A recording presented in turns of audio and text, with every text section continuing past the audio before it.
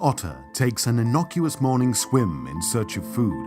Yet simply by moving, the otter spreads deadly viruses and plagues across the landscape. Indeed, all animals, everywhere, spread disease anytime they do anything.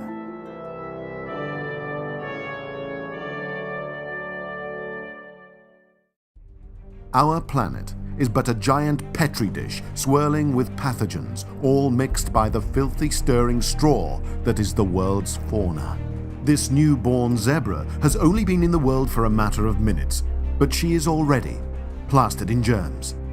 Simply by sitting on her eggs and breathing, this duck unleashes a torrent of avian botulism, cholera, and duck plague into the air. These jousting elk slough off bits of skin and fur, sending millions of harmful bacteria into the air.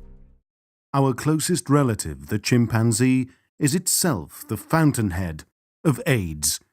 Bitter at the ascendancy of man, these scheming apes brood this deadly virus in their jungle lairs.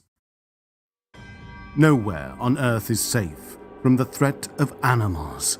Even in the bitter wasteland of the Antarctic, penguins walk for miles inland, ensuring their afflictions reach every corner of the globe. Biologically, animals are better seen as mobile amalgamations of disease rather than organisms in their own right. It is sad, but true, that a person who values their health must live atop an impenetrable stainless steel tower into which no animal can climb. But such is the reality of our horrifying planet.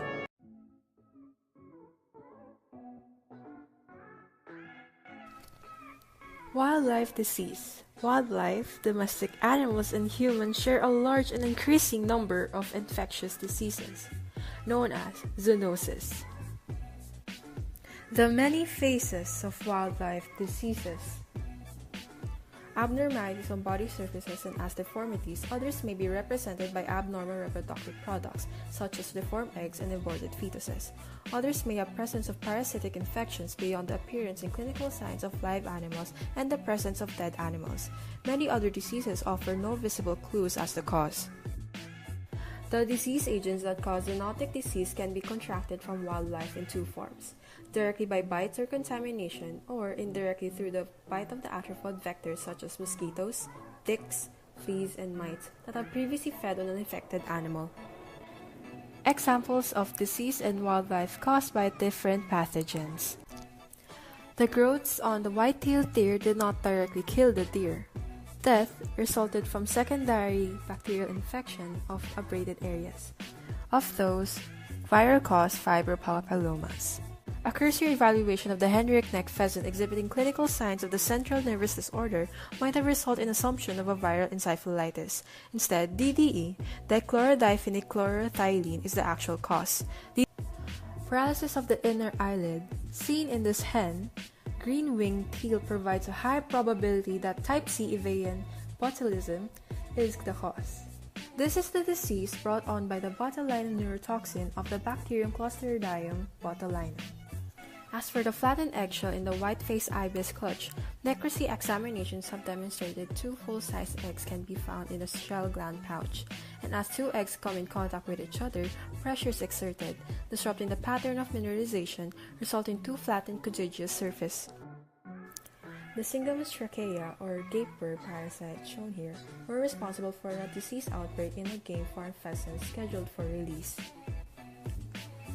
The multiple small burns in the scales of the foot of the bald eagle are indicative of electrocution, but because of their subtle appearance, they could easily be overlooked.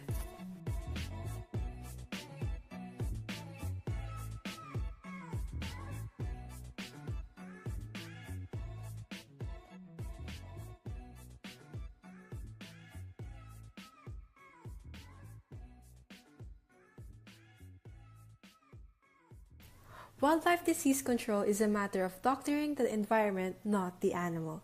By Leopold, 1933.